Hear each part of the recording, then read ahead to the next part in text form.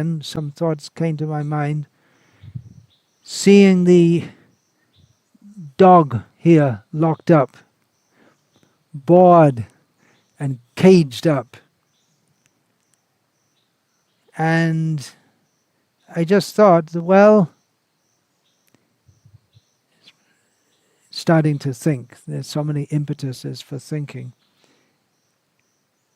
that here in India, dogs don't have the royal status that they have in the Western countries, where in many states in America, it's actually illegal to have a dog unless you're there at home to look after them, because they have to have some company and they'll feel lonely. Poor dog.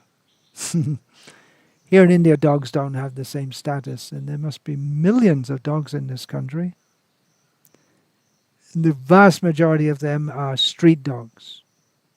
They run around the streets in towns and villages and get stones thrown at them, and they get some food here and there, and they usually run around at night barking and making a disturbance, and feeling they're very big when there's no one there to throw any stones at them.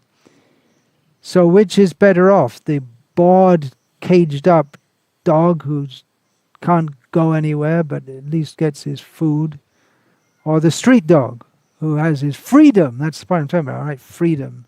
Being caged up means you don't have any freedom. The freedom to run around and then get stones thrown at you, and you don't know where your food's going to come from.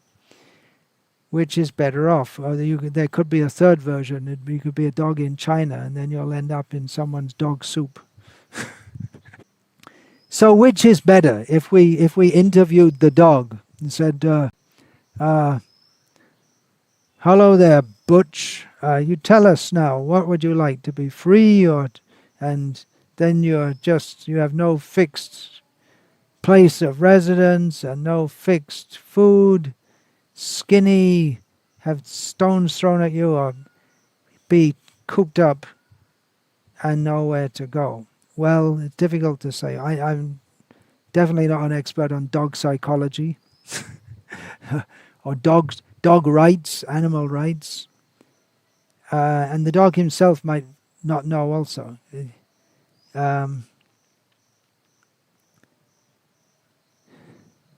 One thing is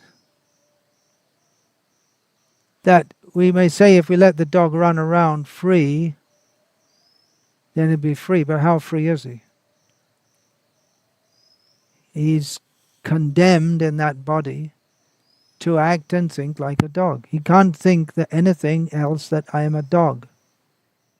So there he is, the poor dog. He's caged up, can't move around, no freedom. Well, that is you and me and every other living being in this world. We've all been in situations like this in previous lives, many, many times, and situations much, much worse. And what's more, we're still in the same situation. The idea that we have freedom, it's just an illusion.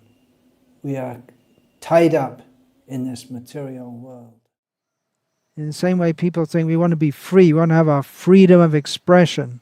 I don't want to be controlled by anyone, but we're all controlled. One major point of control, or factor of control, is we're in a certain kind of body. You say, I want to be free, I don't want to be anyone's... Well, we're controlled by the fact that we have to eat. We can't say, I want to be free from the need to eat. We may think, well, I'm free to eat whatever I like. But that also, if we're in a situation where there's no food, then we're not free to eat anything we like, and we'd be happy to have anything, any kind of food. So we are bound by various laws. The dog is in the body of a dog, and he has no choice but to think and act like a dog. Prakrite kriyamarnani gunai karmani sarvashaha ahankara vimurhatma kartahamiti manyate. In Bhagavad Gita, Lord Krishna says that we're all, every living being is under the influence of the three modes of nature and thinks that he's free to act in a way that he likes, but he's not free at all. He thinks, I'm doing this, I'm doing that.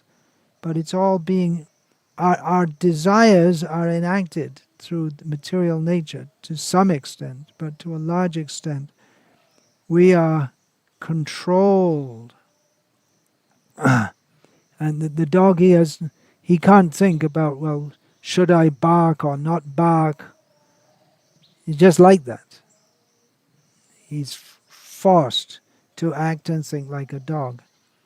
So we also, we're in a human body and we have many similar desires. We have desires for food, for shelter, for companionship, for love, for sex.